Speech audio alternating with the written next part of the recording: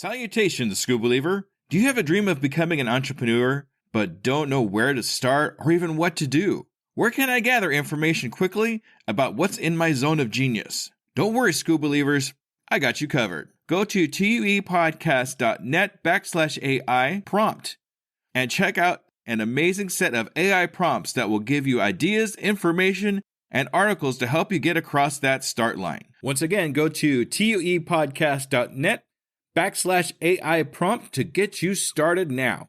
Good luck, School Believer. Hello there, School Believer.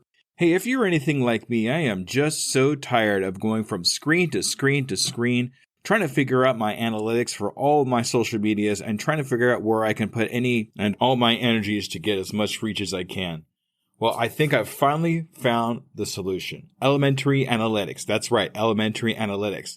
Now, at a single press of a button, I can see all my social media analytics from Google to Twitter to Facebook, all my important information all on one screen. All on one screen. Can you believe it? And if you really needed to, you could print charts for any possible meetings you might have. If you want to learn more about this amazing program, go to tuepodcast.net/EA for a 14-day free trial with no credit card needed.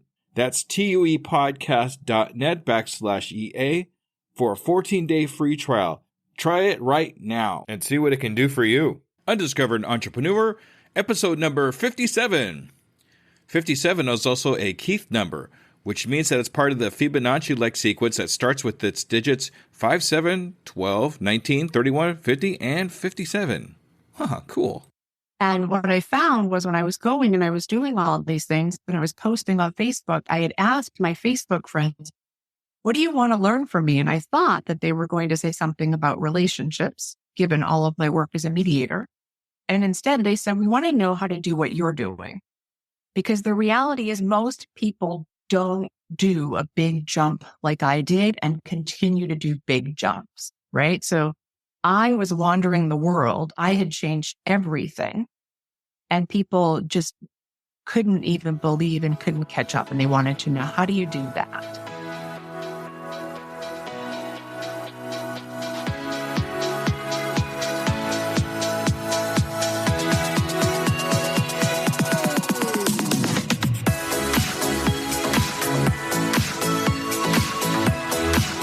Welcome to the Undiscovered Entrepreneur, the podcast where brand new entrepreneurs come to life and could quite possibly be discovered.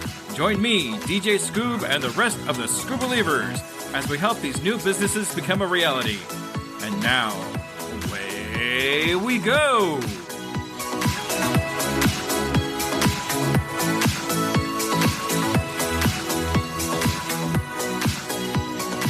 Hello, Scoob Believers, and welcome to another episode of The Undiscovered Entrepreneur with me, DJ Scoob. Coming at you on whatever device you happen to be listening on. All right, so today we're going to get right into the very first thing is my Scoob Believer of the Week. So today's Scoob Believer of the Week is Sky Armin from Sky Kitchen Adventures Facebook group. Check her out in the show notes. Thank you, Sky, for being a Scoob Believer. I really appreciate you. All right, so today we are talking to Meredith. Now, Meredith is an entrepreneur, and she has some amazing stories. You're going to get all of the great stories. We touch a lot of different things. We talk about mental health. We talk about gathering customers, all kinds of great information. It's a little bit longer, but I got to tell you, every minute is worth listening to. So let's listen to Meredith.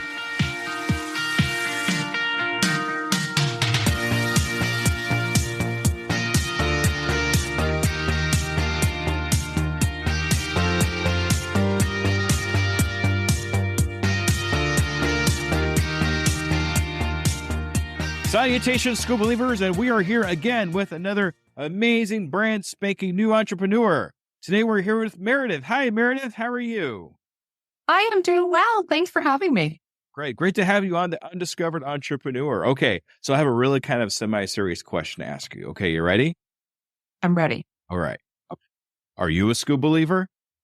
Of course I am. All right. Thank you so much for being a School Believer, Meredith. I really super appreciate you, okay? I appreciate you too. All right. So I'm going to ask you just real quick here to give an idea of who you are and what your entrepreneur venture is and how long you've kind of actually been doing it for. Okay. Do you want me to tackle all three of those, or are you going to put it in the smaller content? No, Like just small. tackle all three of them. We're just going to go right through it. Okay. So I am a coach and hypnotherapist, and I help superheroes and overachievers and goal getters to stress less, do more, and have more fun in the process. I became a hypnotherapist because I survived an attempted kidnapping. And that completely changed the trajectory of my life. So I used to be a mediator in the middle of people's conflict all the time. I was a superhero. I was always running in to save other people. And ultimately, at the end of the day, I needed to save myself. And hypnotherapy, for me, hypnotherapy and coaching was a way for me to save myself. And I'm proud to offer it now to other people to help them to save themselves too. Yeah, and you find that a lot too with entrepreneurs. And I'm gonna be honest with you right up front too. I suffer from superhero syndrome for sure. I have most of my life. I've always wanted to be the one to swoop in and save the day, but they came to a point in my life where it's like, okay, I'm the superhero, but who saves the superhero when superheroes? Yes, it is a hard lesson, right? Because it is something where you can have a lot of pride in being a superhero. I have no desire to change being a superhero. It's a very powerful place to be when you get to run in and save everyone else, right? And you don't actually recognize that being a superhero is very dysfunctional until you are stuck in a place where you need saving and you realize, oh, I've got a lot of people around me who like to be saved. Or they expect me to always be the superhero and not to have needs, because I was really good at tending to everyone else's needs and tending to my needs if I admitted that I had them. And I was absolutely terrible at asking for help. That was a completely underdeveloped muscle for me. And it was something I really had to learn. Yeah, it is a hard lesson, but when you get to that point, you really have to look around and realize that there's other people out there that love you, that want to be a part of your life and be able to help you when you need help. Don't turn away from those people. Don't deflect the people that want to actually help you, because they actually want to help you. They're not just doing it because they think you're weak. They actually genuinely want to help you. Asking for help is not a weakness. No, asking for help is a strength. And it's a really new lesson to those of us that have been superheroes, right? So I'm a recovering superhero now is how I would define myself. There's still a piece of me that can want to run in, and they have to remind myself this is actually not mine, right? So I have a choice. I can take it on, but I don't have to take it on. Whereas before I would just jump in to be rescuing before I even thought about it. But I do have better quality people around me too, right? I have people that are more balanced, that don't need me to be in that superhero role all the time. I have a lot more people who are recovering superheroes themselves, truthfully. Right? I have a lot of kind and gentle people around me, and that's a lovely place to be. Yeah, absolutely. Having those people around you, and you are the culmination of the 5 people that are closest to you. It just seems like those 5 people that are closest to you are who you actually end up being a part of. And if, as long as those people around you are caring and giving and want to genuinely help you, then you'll be okay. Right. And I think even if you don't have 5 good people around you, right? Even if right now you were in that spot where you're like, oh, actually, I realize I'm a superhero. I've got a lot of people around me who are really good at taking. You can start by listening to a podcast, right? You could start by paying attention to this podcast and being like, oh, this counts as a person around me because this is a new voice in me, right? You can be reading books. You can have a coach. There are ways to pull in top people so that the voice inside of you changes and that you grow and change. Exactly. All right. Good words. Thank you, Meredith. I really appreciate that. I will definitely keep that in mind and in my heart because it is really close to me as well, too. Thank you. Right.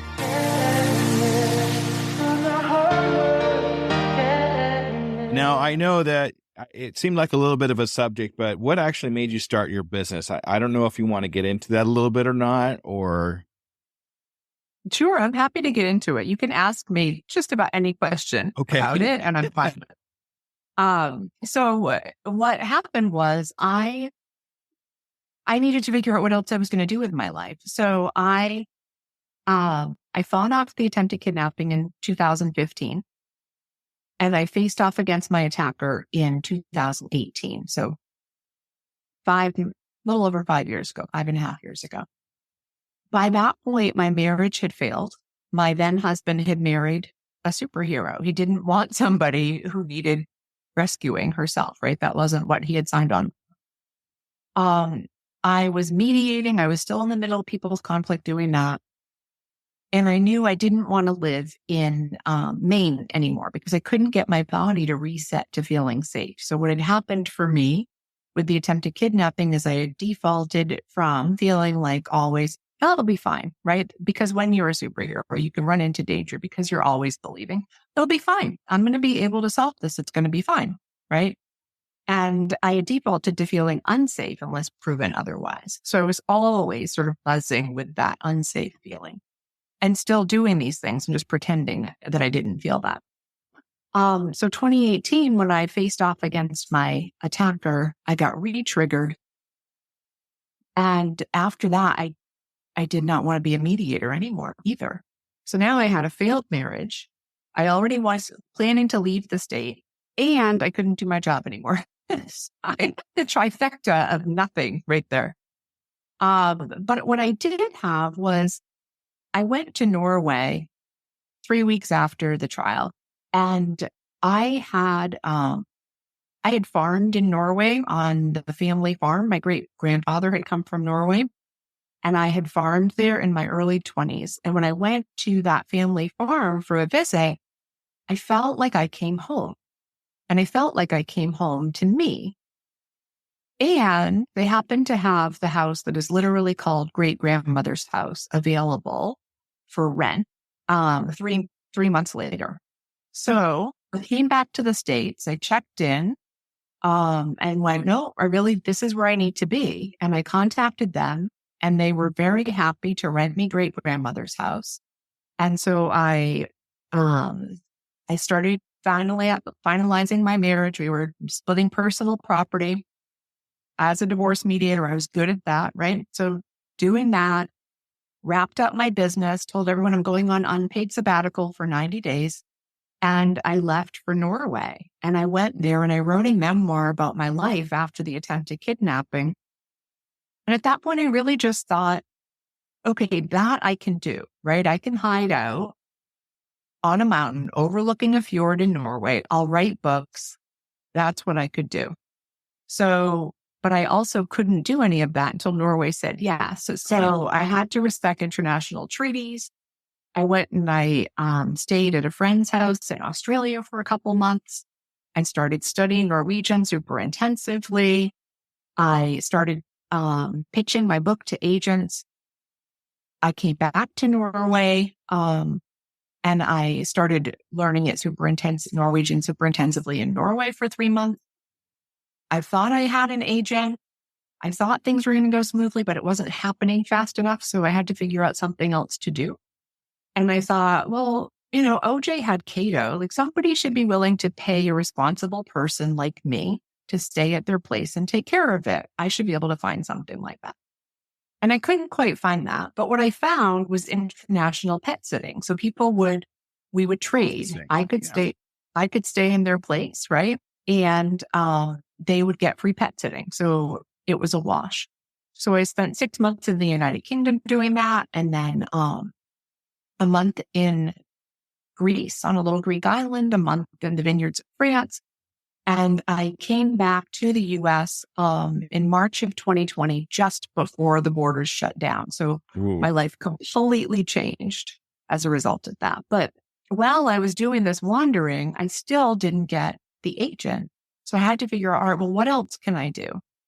And because I had been a mediator and a conflict coach, I was always really good at figuring out how to help people get from point A to point B, right? I was really good at figuring out what are your strengths? What's the best version of you? Helping you to see that best version of you, feel that best version of you, helping you to see where to go for next steps. And all of that I could do as a coach for people.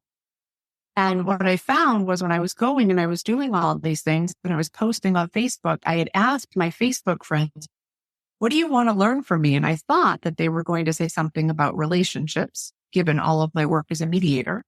And instead they said, we want to know how to do what you're doing. Because the reality is most people don't do a big jump like I did and continue to do big jumps, right? So I was wandering the world. I had changed everything and people just couldn't even believe and couldn't catch up. And they wanted to know, how do you do that? So that was my world into being a coach. What happened in terms of how I became a hypnotherapist was I was in my own way in terms of marketing. Mm.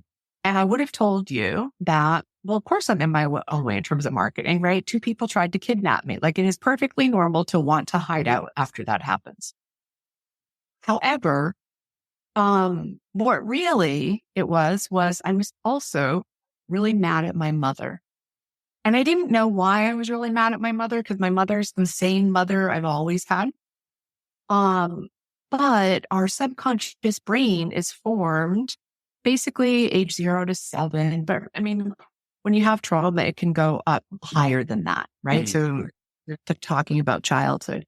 But a lot of what we do instinctively, a lot of what we do on everything we do on autopilot is our subconscious brain. So it wasn't anything to do with the attempted kidnapping. The attempted kidnapping just reinforced a belief that I had from when I was much younger. And the hypnotherapy was what helped me to heal that. And so after I experienced that, so this is wonderful. Like I want to provide this to other people because it is the fastest thing I have ever found to get you out of your own way. And I have always been an impatient person. I don't like having to do things just like by rote over and over and over again. I was not good at doing affirmations and things like that, for example, because it felt like lying. And I didn't believe that it would really work and I was going to have to do it every day. Hypnotherapy, it's different. It's an hour and a half with me and you up level, right? So I haven't found anything else that comes close. Wow, that's a lot. That's amazing. Good. So good. I like the fact that you change your surroundings to change your kind of mindset. Even though you're jumping to a lot of different places, you're getting to explore a lot of great things. And I'm so glad that grandmother's house came around to help you out. And that was just kind of like a meant to be kind of thing, because there you are and there it is. And poof, there it is. That's awesome. I'm glad that worked out for you. We all go through tough failures, and it could be different for everybody. It was definitely different for you, but out of those failures and out of those struggles that we have, on the other side of the things, we have to remember that there's opportunity for us on the side. The things that we learn from those failures are things that we take with us to help us move on to the next thing that we need to go to. And I was just curious about, did you ever finish that book and publish that book? I never was able to get it published. So I did finish it, and I actually did a couple workshops about it back east when I was marketing it and looking for an agent, but I was not able to find an agent. And truthfully, at this point, I would write a different book. So I had to end the book in order to be able to market the book, right? So it didn't have as happy an ending as Americans might like, because I was still in sort of that unfinished space of I'm not sure where I'm going to be, right? My life is better, and it was better, but it wasn't finished. So I was able to get a story published in Newsweek that's probably closer to what I would have for a story now. So Newsweek in 2020, at the end of 2020, they wanted a happy COVID story. there had been a lot of unhappy COVID stories, and they were looking for a COVID story with a happy ending. And so I said, I can do you better than a COVID story with a happy ending. How about I'll give you an attempted kidnapping and a COVID story with a happy ending.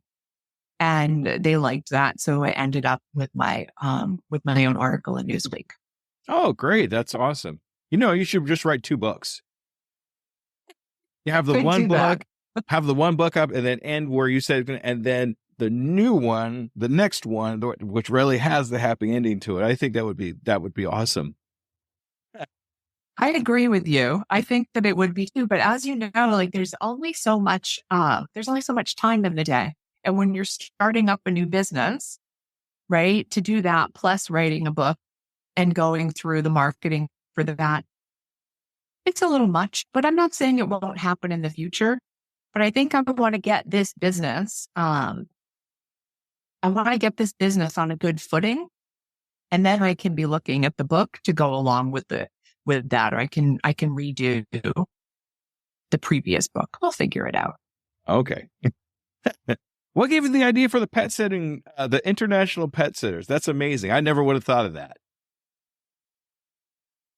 It honestly was. I thought about O.J. Simpson and the fact that he had somebody that lived at his place and just was there to take care of things. And I thought, well, there must be something like that I could do somewhere. And I don't know how it morphed into pet sitting. I know that I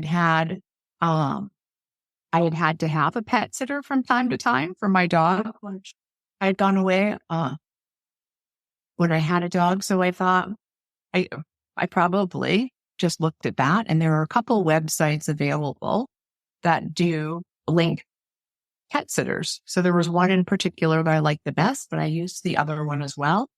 And it was just something where you would pitch it and they could pick between everyone. So you would end up having a conversation with the person in advance, right? So we would each be vetting each other.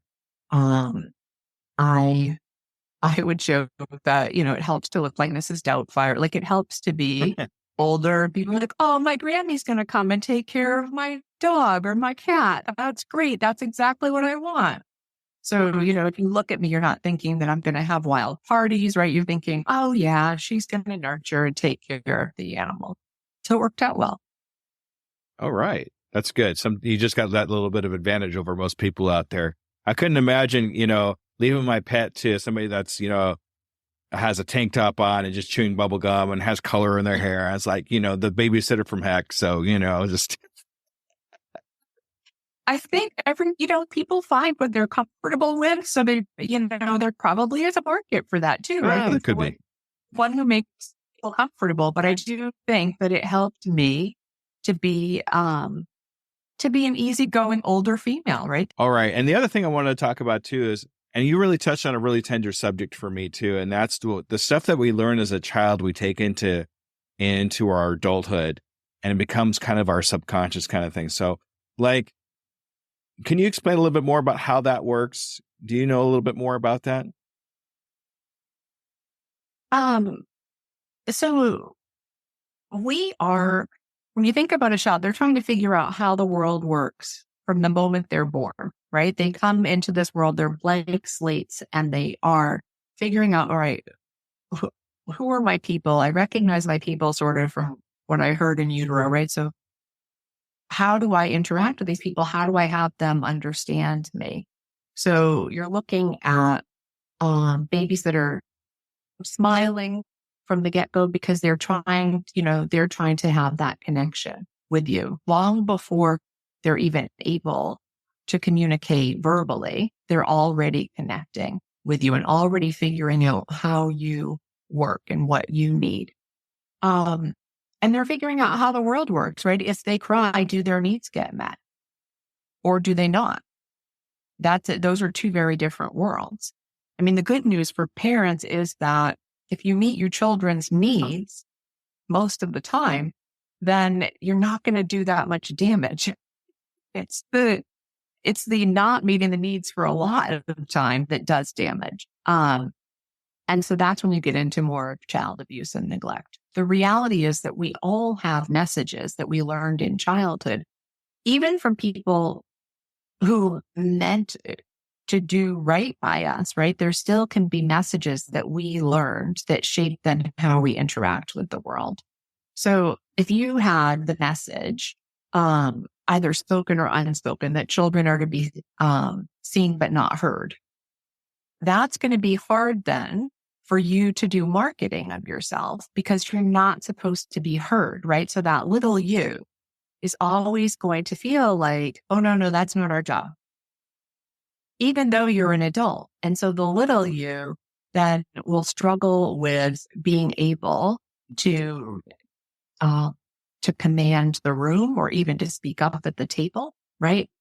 If you were raised to believe that women are supposed to take care of men and take care of children and put everybody else's needs first, right? Be in that caretaker role, then it's going to be very hard to say, but these are my needs and I need these needs to get met. And similarly, as you were talking about, men can also be raised to be superheroes, right? And so men are raised as boys not to have emotions, right? You're not supposed to cry. You're supposed to be stronger than that. And so there's this, we're told from a young age which emotions are okay and which emotions are not okay and how we're supposed to do with things. If you are raised to always be achieving, if you're raised that you need to perform in order to get love, then love is not unconditional, right? That love comes with strings. And so you can learn to be a very high achiever because you're really good at finding a way to get love. And you might even think that you love yourself more than you do because you're really good at finding a way to get love, right? So I know for myself, doing the healing journey, right? So it starts with, did I love myself? No, that wasn't what I was taught. I was taught to be an achiever. And so nothing was ever good enough, right? So I was taught to always be looking at the next rung on the ladder. But when I took care of that piece, when I was like, no, I figured out how to love myself. One of the things I do with hypnotherapy is also working with people on accepting themselves fully and completely. And when I did that work, I realized, oh, actually, I still am not good at unconditional love. I'm really good at meeting the conditions that I set for myself, which is different. Accepting all parts of you is accepting the shadow self too, accepting the self that not only do I not want to show to you or not show to the rest of the world, I don't even want to show it to me. That's the whole different level of acceptance. And I mean, so this younger us, right? This younger us that I'm saying is in charge. When we're looking to do something and we get anxiety about doing it, it's really that younger you trying to protect you and keep you safe. So if you think about any kind of anxiety, whether it's coming up as feeling stressed or feeling anxious or avoiding doing something or running away from doing something or procrastinating or the new trick for me is I get really tired. So like I found a way around all of these really, all of these energetic ways to get me to not do things. So the new one became, well, fine, I'll just make it so you can't move. It's great. I don't actually know how to deal with this. This is a new one in my life, in my 50s. But all of that is designed to keep you safe, right? And so if you can work with yourself and let that younger you know that you're safe and that actually what it's doing is causing more harm than if it actually let you do what it is you want to do. Then often that's all it takes to be able to go forward and do what you want. Amazing words, Meredith. I think that's something we could all kind of take in within ourselves as far as mental health and how things come about and why things happen the way they happen in our childhood up to adulthood and how that interacts. So I really appreciate that. Thank you, Meredith. Thank you. All right.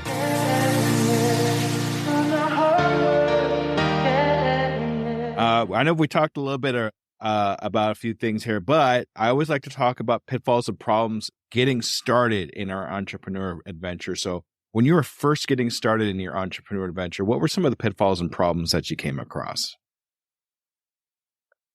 As I said to you, the big one for me was marketing, right? That was the biggest chore because I had already been an entrepreneur. So I had already had my own, I had had a law firm with someone else. I'd gone out on my own and started a business where I was doing mediation and guardian ad litem work representing the best interest of children in court. And so going through the general hurdles in terms of, I don't know, knowing how to start up a business, I had that under my belt. I would say that the challenge for me also at that point was, can I actually make this work? Right. So it was sort of testing, trial and error, see what it is that actually resonates with me. So sometimes you'll think, oh, this would be a great solution for me. So for example, Pinterest marketing.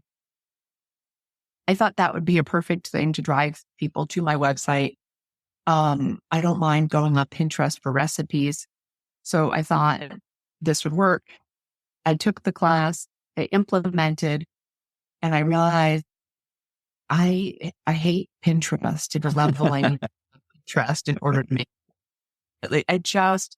It made it too much work for me. There was no joy in that for me. So I had to then figure out, okay, what kind of marketing will I do? What kind of marketing is something that I can do and it will bring me joy? Because there has to be that piece of it when you're going to be getting out and meeting people and finding people to go up to work with you and driving the traffic to you. There has to be the joy in it or you won't do it. Yeah, you gotta find out what makes work. You got to find whatever it is that makes work, and, you could experiment with it and that kind of thing. And maybe it's a good thing that you found out you didn't like Pinterest. I mean, what if you just kept doing it anyway?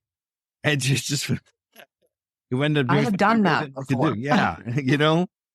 When it comes up to things like that, I like to reference a book written by a gentleman named Pat Flynn. I think I've mentioned him a bajillion times on my podcast, but he wrote a book called Will It Fly? And it's basically a step-by-step blueprint process of testing out different parts of yourself and in the market before you spend too much money and time on it.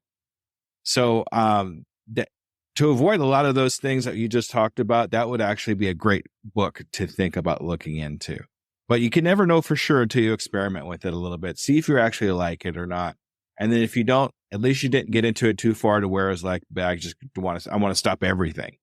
Just because it was so bad. Right. So. And I think that there's the trade-off, right? Because you have to be willing to try things and fail. And you have to be willing to fail epically and over again and still up and believe in yourself. And at the same time, you have to be willing to say, okay, this isn't working, right? So it is a balancing act of figuring out, is it working? Is it not working? Let's not take this personally that this isn't working. Let's have it be that I just need some more information, right? That it might work if I tweak it a little bit, as opposed to taking it as one more failure. Because I see a lot of people who they like the idea of being self-employed and they start out with it and they have high hope that if they build it, that they will come, like Field of Dreams, right? If I build it, they will come. And it turns out that with some professions, yes, right? There are certain professions that if you build it, they really do come. But for the vast, I shouldn't say the vast majority, but probably, if you build it, they don't come unless you go knocking. They don't know you exist, right? Even if they know you exist, they don't know that they need you. And so how do you have that conversation with people so that they understand who you are and what you do and why they would even need you in the first place? Right. We can't just assume that they're going to follow us in there. They need to know who we are in the very beginning. So they know that they like us. They know that they want to follow us into whatever it is that we're going. Exactly. Yeah. And you make a good point on failure. I mean, failure is definitely the ultimate learning tool. If your mindset is set to where the failure is not throwing up your hands up in the air and saying, I'm done with this. But it's more along the lines, okay, I failed. What did I learn for this? And what can I use in those learnings onto my next thing? Do you know the acronym for fail? What? Find another? I don't know. That's pretty good. No, first attempt in learning. Okay. Yes. And whenever I think about failure, that's the first thing that goes through my head. It's my first attempt in learning something. Even though I failed it, it's something that taught me something that I could go use on to my next adventure or whatever it is that I go to. And you talk a good point about pivoting into something else after that failure. Okay, this doesn't work. Let's move on to this. This might be something a little bit the same, but different at the same time, where I can use those learnings into something new.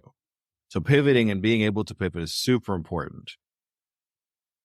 It is. And I think too, I know that sometimes we get caught up in running after, sometimes we get caught up in banging our head against the wall, right? So just like, I really want this. And if I keep banging my head against the wall, eventually the wall's going to give.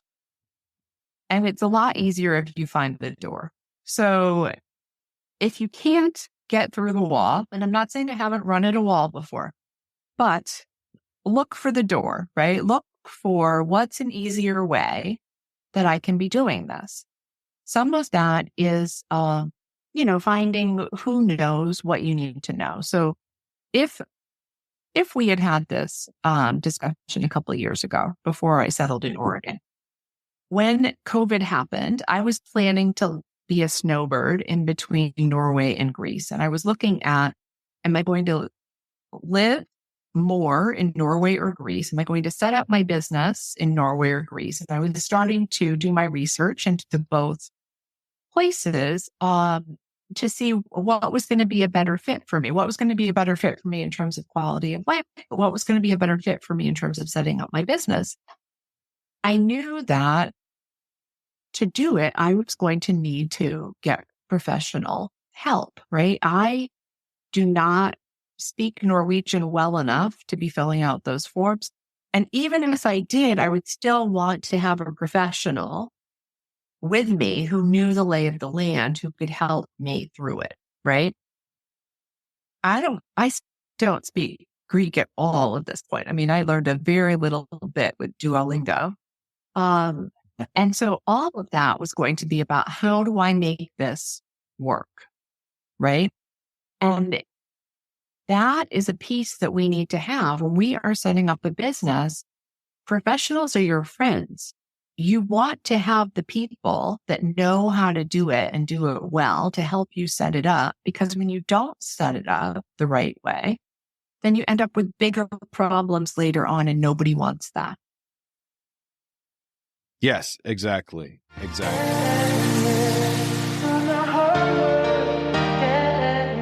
And it's actually, what's funny is you mentioned that's actually an awesome segue into my next question, believe it or not, was if you had any influencers or help or anything, mentors that you looked up to when you were actually getting started. So I did. The coach that I had was a hypnotherapist. She had an online coaching program.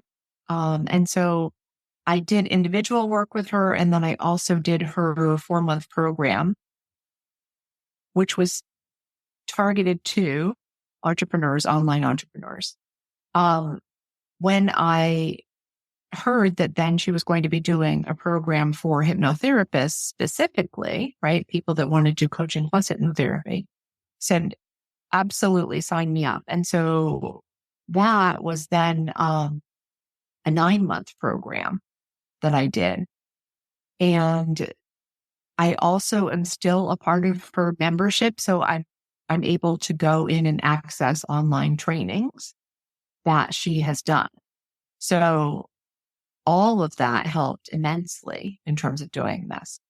I also, when I moved to Oregon, when I moved to the Oregon coast, and then I was looking at getting involved more with people in person, not simply doing things online. I went to a networking event at the Chamber of Commerce, and I met the person who was the director of the Tillamook Small Business Development Center. And so I started talking with him. They were going to be doing a small business management series. I said, I could help with that. I could do a topic with that. And so we started talking, and then we talked more. And the more we talked, the more he was just like, you need to be my partner in this. And so he brought me into the Small Business Development Center. So I was doing now the full 9 months with him. So he ended up mentoring in that capacity. And then I've grown that position so that I also got them to do a mastermind program. And so last year I was sort of mentoring because we have a new director, and now I'm in it to a lesser extent. But yes, I mean, you find the people who help you to get a foot up, right? And you keep paying it forward that way. I just started today a soulpreneur support circle in the local area for people who are in various entrepreneurs. I pulled them together in my old county, and we had our first meeting today, and it is all about collaborating and lifting each other up. And it's all about that support, being able to mentor each other, being able to brainstorm with each other, being able to use the hive mind to figure out things that we could be doing differently so that we can all be collaborating and we can all be working together. And I'm looking to create more of these soulpreneur support circles, because I feel like being an entrepreneur can be a very lonely business. And we all think, I'm the only one going through this, or I don't want to show people that I'm being weak, right? It's that superhero syndrome. I don't want to show people what's behind the scenes. I just want to show them that I'm successful, and then they'll want to work with me. And so having people that we trust, that are safe people emotionally, that we can have these discussions with, and they can help us and we can help them, it just strengthens the whole community. It makes it a better place. And when you have those people, now instead of being surrounded by the walls, now you're surrounded by doors, because you're creating this community where everyone is opening the door for you, and you are opening the door for everyone else. And that's one of the main reasons why I even put this podcast together, to be honest with you, Meredith, is to build that community of people that is starting. I mean, there's all sorts of people starting businesses, but like you said, they all feel alone. Like this, am I the only one doing this? And why do I feel this way? Having somebody to go to listen to, having somebody to reach out to, hey, can you help me with this? And have them say, sure, I won't even charge you, or whatever, being able to be there for those people to open up those doors, just like you talked about earlier. And it really makes me feel good to be able to do that for somebody. And it's nice to know that somebody will actually do that for me too, whenever I need it to. Yes. And that is the thing. It's wonderful being a podcast guest with you, right? I mean, it's an honor to be doing that. And it is opening up that door and that window for people to see that they're not alone in this. Because Exactly. we have that thing. I'm the only one who can't get it. And part of the messaging when you're buying the courses, and I've bought plenty of online courses, but you buy the online courses and like, and this is the secret sauce. And when you buy this sauce, everything is going to go smooth sailing from here on out, because all it took for me was this one secret sauce. I learned this secret and done. And so you get to a point where you get a bit jaded, right? Because you fall into this trap over and over and over. And you think, okay, I bought the course, I did everything. And you know what? Secret sauce didn't work for me. So it must be another person with another secret sauce. So you buy the course and you do the work. You're like, oh, this secret sauce doesn't work either. And so you go find the next person with the secret sauce. And then maybe you give up. Or maybe you keep trying, but a lot of people give up, right? A lot of people, that feeling of failure is so great that they just don't believe in themselves anymore. And they think, I just wasn't able to. I wasn't able to find the secret sauce. I didn't make it properly, and I don't know how to do it. And part of the trick is to keep showing up.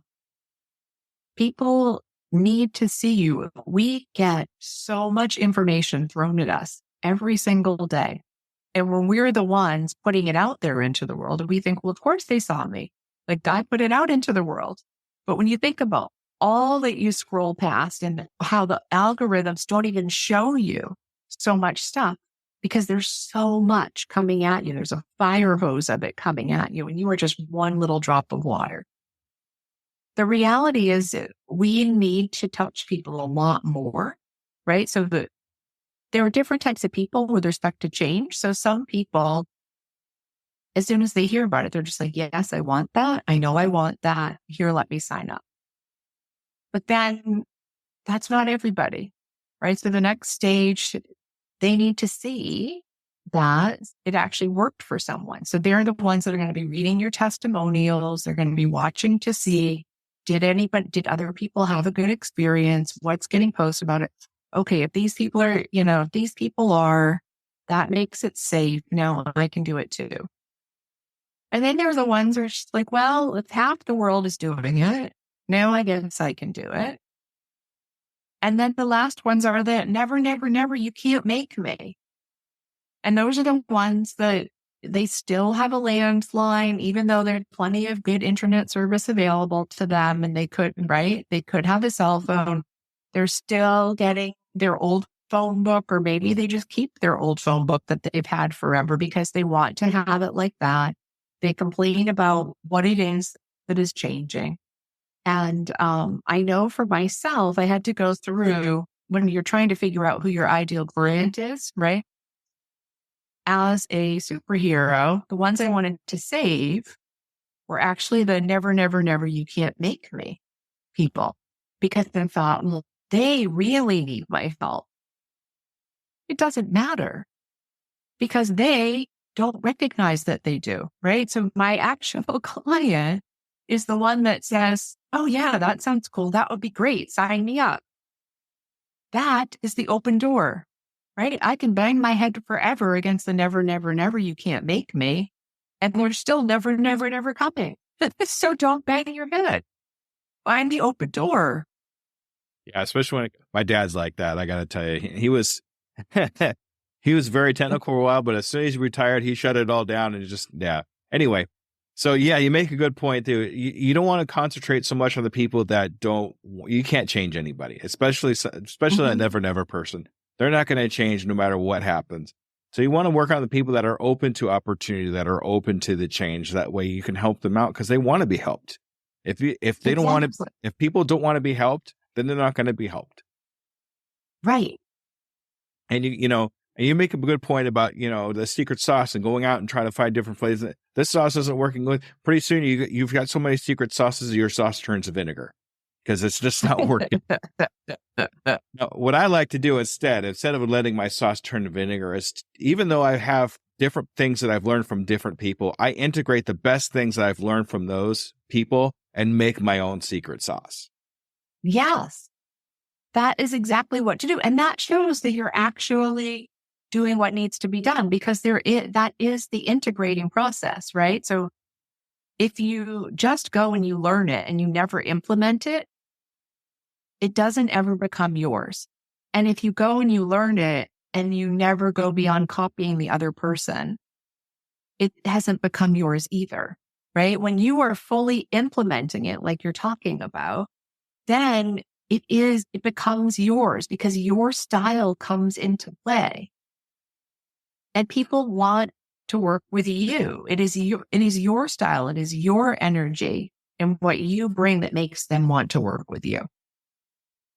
Exactly. Great words. Thank you so much, Meredith. That's amazing. Great analogies on the sauces. I like it. I like a good sauce. So yeah, we'll take that to heart for sure. Thank you so much. Thank you. All right. So I'd like to know, and I like asking this question because I always get a different answer from everybody, but in your vast, doings, when will you know you've made it? When will you think you've made it to that one pinnacle point where you said, this is exactly where I want to be at this particular time? What's that look like to you?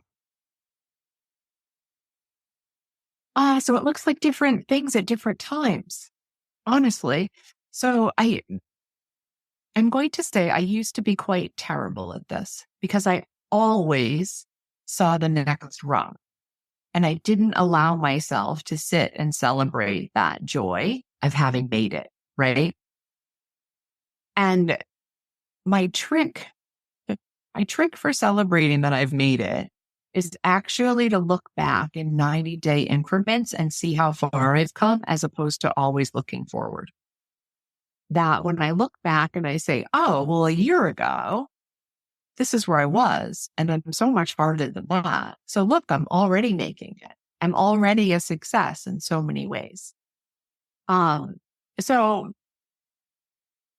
in some ways, I've already made it. In some ways, I live in one of the most beautiful places on this planet, as far as I'm concerned. And I have great neighbors, and I have a great community that I really enjoy. And so all of that is already having made it. I can make it better. I can, do more with that. But that in and of itself is already making it. And then there's the financial goals. So, that's the other piece, is getting to the point where, there's,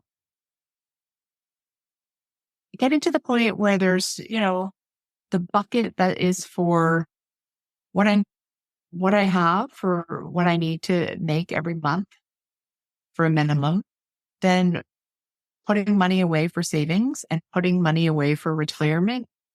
And then honestly, what I'm looking at is still creating that life where I am living in Norway and or Greece and or Oregon, and going back to that little Greek island of Samos and checking to see if I still want to live there, and going back to Norway and seeing my family and friends.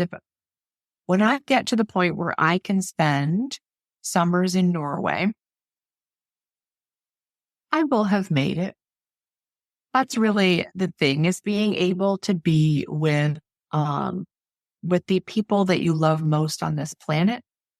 And I think that the one thing that has held me back from doing that sooner is that coming to Oregon, I met the best boyfriend on the planet. So I had the best first date of my life on July 4th of 2020. And we have had a fabulous relationship from that time forward. And so I actually don't like being apart from him. And it makes my little wandering heart stay close. It makes me not wander the world as much. And instead, we go out on little adventures nearby.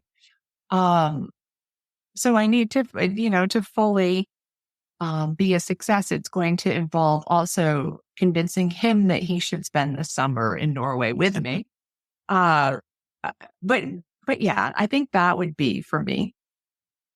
We'll leave the boyfriend convincing part to you, but everything else that you talked about there, wanting to be close to family, and I like the fact that you don't look too far forward or back. I mean, that way you can literally see where you're coming from and where you're going. That's really important. Some people look too far, and it's just, you don't really know what's going to happen in the future. And the past is already the past, so you really can't do too much about it. But what you can do is measure the growth that you've had from the past to now and see where you've been. That is it. And honestly, that was what I learned from the attempted kidnapping. So before that, I was someone always focused on the future. I lived in the future. Whatever I was doing now was based on what I wanted to get to in the future. And having that event, and then And then the second triggering in 2018, I got a hard lesson on how little control I have over life. And that really all of our power is in the present moment. And so we can do things in the present moment that we want to then result in something in the future. But there's no guarantee that any of that will happen. And so you can make yourself quite miserable, always chasing a future that may never exist, instead of focusing on what is happening right here and right now. And similarly, like you said, past is the past. And so we carry that trauma. We can carry it in our bodies as well as in our brains, right?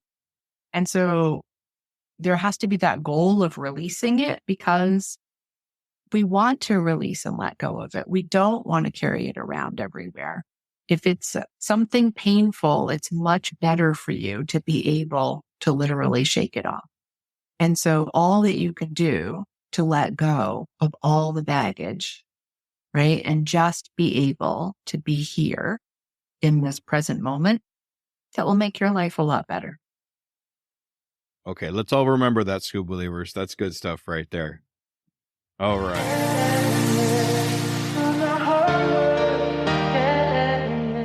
This is one of my favorite questions here. And I think this is the one question that everybody really listens to most is, if you were to meet somebody that wants to take the same entrepreneur adventure as you, or at least similar, what kind of advice would you give them? What kind of steps would you have them take? I would probably check with them and see if they actually knew what they were in for. Like, is this, are they just believing what they see on social media, or do they really want to? Mm-hmm. Right? Because it is two questions. I think that I would want them. So it really depends on how hardcore it is about what they wanted to do. So if they wanted to do the specific hypnotherapy I do, yes, they could do that tomorrow, right? I could give them the website for that. But if what they wanted to do was to do what I did, which was to completely change their life because life had become untenable. I would say, first, how about we see if there's anything in life that you actually could do before we do the jump off a cliff and build your wings on the way down, because that is a lot to go through. And the piece that the piece that I don't tell, let me start with that. So because I had so much fear right after the attempted kidnapping, the first day I literally just stayed in bed. I just hugged, I hid out in bed, and my then husband took all the calls, and he got the call from the police that they had caught the attacker. And at that point, he felt safer and I still didn't. So the next day, he made me get out of bed. He made me leave the house and go and walk the dog as far as I could go. And I could only go a block, holding his hand and having the dog there. And I had to turn around. So the following day, I walked the dog without him, that same area, because it was like he cleared that space for me. And I could go there, and I made myself go a little bit further until I couldn't go any further. And then I turned around and I came back. And I did that every day, and I reclaimed my town that way by walking everywhere. So I had been someone before the attempted kidnapping who was a wanderer like that I just talked about. I had been someone who studied abroad in France and studied in Russia and farmed on the family farm in Norway. And after this, I could not sleep outside of my home. So I retrained my brain how to do the things I wanted, right? I started small and I built it bigger. And so then I a couple of years in, a year and a half in, I went and I stayed at a hotel by myself for the first time and did that as an overnight as part of a conference that was nearby within like an hour and a half. So if I had to, I could drive back home, but it was going to be hard enough that it was going to be, either one was going to be work. If I had to drive home in the dark, I wasn't going to like it. And if I had to stay there by myself, I wasn't going to like it. Right. So I was growing that comfort zone. And then I kept growing. So I went and I stayed in Canada first when I was looking at going internationally. I went with a friend to Canada and we drove up. And then the next time I drove myself. So I still had control over my vehicle, but I intentionally went to French speaking Canada so that I would be doing a different language, right? So there was always this pushing that was happening. I would say that my tendency can be to just jump into the deep end of the pool and swim. And that I can run right through my comfort zone and leave it in the dust. And that is not necessarily a good thing because it sends your body panicking even more. And if you can do things to stretch your comfort zone as opposed to putting it into panic, you actually will help yourself to heal faster. And that is not always my strength. My strength is to get myself to do more and to, right, and to push, but I can push too hard. And so I would be cautioning people to listen to themselves, to listen to their bodies, that it's taken a long time to get to where they are, right? And they can take a longer time to get to where they want to go too. And that there will be a part of them. When I left to Norway, I thought I was going to figure it all out in 90 days. I had 90, that was my goal, right? 90 days. I've cleared my decks. I don't have anything I can do there. I couldn't work, right? So what was I going to do there? And I had wanted to write that memoir. And so I went over and I brought with me a book on writer's block and procrastination because I knew you've cleared your decks. You don't have any excuse now. It's not that you're working. It's not that you're volunteering. It's not that you're hanging out with your friends. You've got nothing. You've got all the time in the world to write a book. And so if you can't write this book, it's only because of you. So you don't have to push as hard as I have pushed myself. It's actually not good to push quite that hard. But you can be strategic and make it a lot easier for yourself too, which is, also what I do. All right. That's amazing. I think we could take that along in just about any kind of adventure that we're going to do. I mean, taking those little steps to move forward just a little bit more out of our comfort zone, a little bit more out of comfort zone. Because if you go too far, like you break a leg or something, it's just right. And that way where you stretch and you just stretch too much and you actually get yourself hurt. So taking those small steps to get out of the comfort zone is the only thing that's going to make us move forward as far as what we want to do. Exactly. And so it's taking any step, right? So if this really scares me, so I don't want to do it at all, just set the timer and do it for a minute. Because you can handle anything for a minute. Or personally for me, I hate filing. So filing is something that I delegate in my head, even when there's nobody to delegate it to.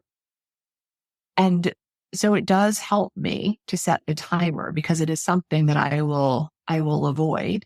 But if I put it for 5 minutes, I'm like, oh, it's not as bad as I thought it was. It's just that, there's this wall of resistance. So if it's something like that it's boring, it's whatever, set the timer for 5 minutes. But then also don't use that as a trick for yourself, right? So one of the things that we do as overachievers is we're like, oh, good. So now you're doing it. So keep doing it. No, because then you're lying to yourself. And who wants to keep negotiating with a liar, right? So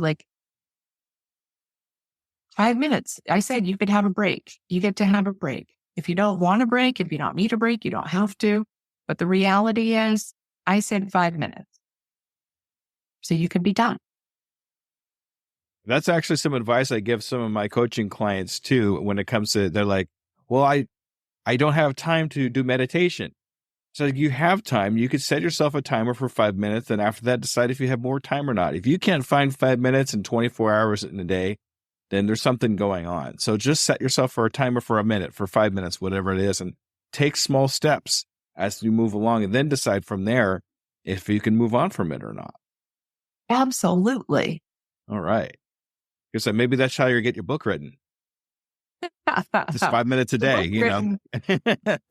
Yeah, I don't have mountains to climb right now. I literally, I would write the book and it would stress me out, and then I would go climb the mountain. Okay. All right.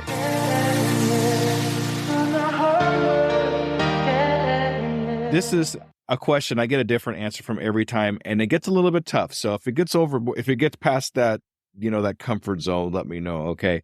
But what is the one question you wish I would have asked you but didn't? I always miss one really good question that everybody's ready for, but I never asked that question. What is that question, Meredith? I honestly, I don't know. Because I didn't come in with a preconceived notion of what it should be. That's what I said.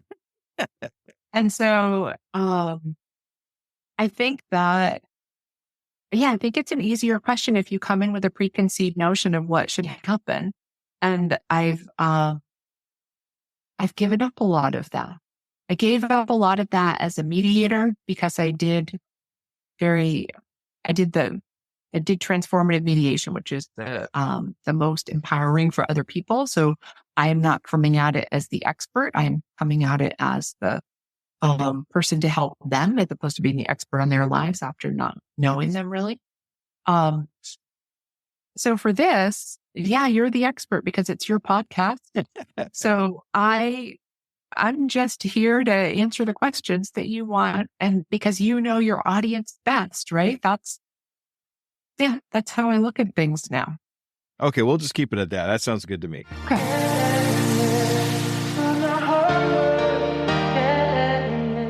Here comes one of my favorite parts. This is getting towards the end here. So what I do with all my guests, it's to set a 6-month goal for you. So where do you see yourself and your company in the next 6 months? Ooh, that's a good one.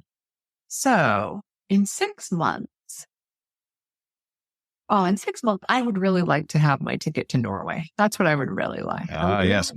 My ticket to Norway in 6 months. I'm going to be starting doing mediation again for the courts. So I've talked with them about that. And I think that will be starting either late this year or early next year. I've been doing facilitation as well for nonprofit boards. I will be building the soulpreneur circles, both in person and online. So I'm looking at, I think I'd like to have 3 or 4 of them going in person in this area, and then have a couple online as well. It's a different feel, but it's still, it's just a necessary thing in this world to have that kind of a space for people. So I'm really enjoying having that space and holding that group space for people. All right. That's amazing. That's some great goals you have. So here's what I'm going to do with you, Meredith. In 6 months, I'd like to have a follow-up interview with you. Okay. And see if you've actually reached these goals that yourself on, take a trip to Norway, get the mediation going, and see if you have the soulpreneur circles working. Oh, I won't take the trip to Norway until, say, June, July, or August, but I want to have the ticket to Norway. There you go. So they will still have snow coming down in April and May. I have no interest. Gotcha. June, July, and August. That's all right. We'll see if you have that ticket then. That sounds good to me. I'm really interested in that soulpreneur circle. I think that would be just monumental for you. So we'll follow up with you in 6 months and see if what goals we've reached for you. Is that okay? That sounds great. All right. Fantastic. All right, Meredith, this is your time to shine now. I want you to go ahead and tell us about how to get a hold of you if you have any questions or we need your services. Okay. Ready, set, go. Well, thank you. Yes. So to get a hold of me, my website, just meredithlrichardson.com, Meredithl Richardson.com. And then you can jump onto my email list. There's free group coaching once a month on my email list. If you're in the Oregon area, then you could always come and join for a free hypno session. I have that happening at the Warrenton Library next month. Although I don't know when this airs, that probably will be a lie at that point. So yeah, I would say that's the best way to get in touch with me is through my website. All right. And people can do individual coaching and hypnotherapy with me as well. It's all spelled out there. Fantastic. Meredith, it's been an absolute pleasure to have you on the Undiscovered Entrepreneur. I have a whole page of lists of notes that I took from talking to you. So I definitely learned something. Hopefully the scuba believers of all there have learned something from you too.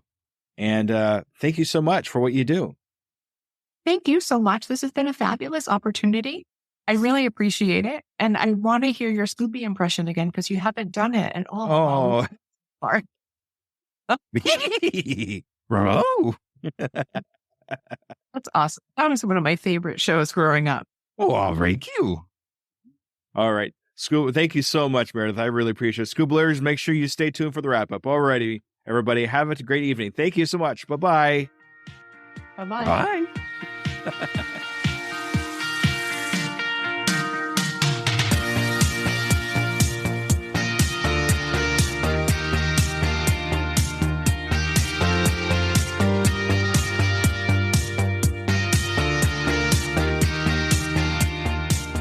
All right, ladies and gentlemen, that was Meredith. Wow, what a fantastic interview. Just so much information that went through there. I know it was a little bit long, but it was definitely worth it. Some great analogies going through. She had a great story. Maybe we'll see that book someday soon. I'm really excited to follow up with her, especially on the solo preneur circles that she was talking about, to see if you got, maybe I can get it on that too. So I think that would be some great. Contact me if you want to get on these solopreneur circles that she's talking about. Okay. All right. Now a little bit more about me, but I'm going to try to keep this as short as I can because you've already been listening this long.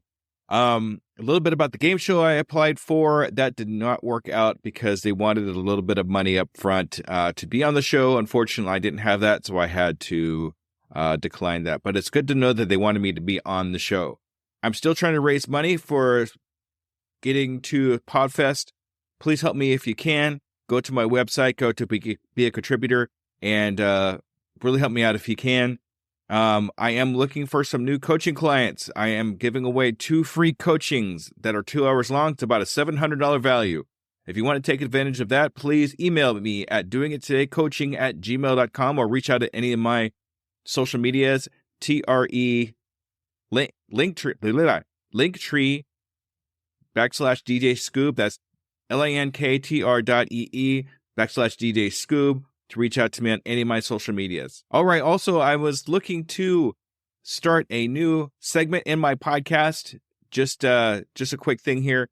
If you are an entrepreneur and you want to help brand new entrepreneurs with some advice, go to tuepodcast.net/advice. Give me 2 or 3 minutes of your time. Give advice to brand new entrepreneurs that you want to help out. This is a really quick way to get on my podcast and help brand new entrepreneurs. So if you want to do that, please, once again, tuepodcast.net/advice.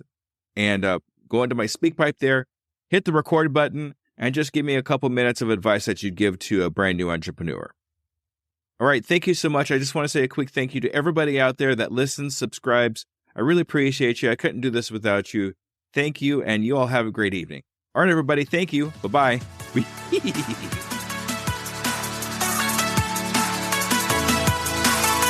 Hello there. DJ Scoob here.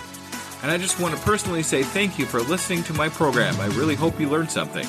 Tune in 2 weeks to listen to another brand new entrepreneur. And remember, I can, I am, I will, and I'm doing it today. So there's 2 kinds of ways to read music when you play guitar. There's just music, sheet music, which is insanely chaotic and hard. And then there's what's called tablature. Tablature is really easy. Okay, there you go. So, yeah. Oh my, okay.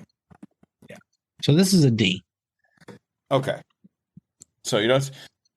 okay. Mm-hmm. Why does it say D minor? There we go. Yeah. So that's the D. Okay.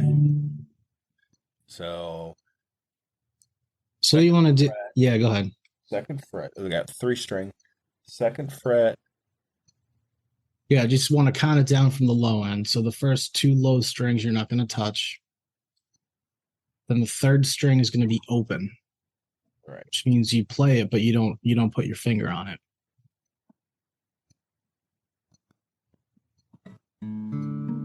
Then from there you have the triangle. This is the most popular chord, I think, in music. Pretty sure. Close.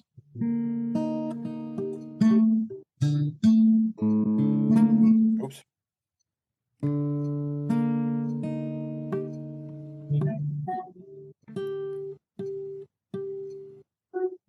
Make sure you're looking at your other hand too.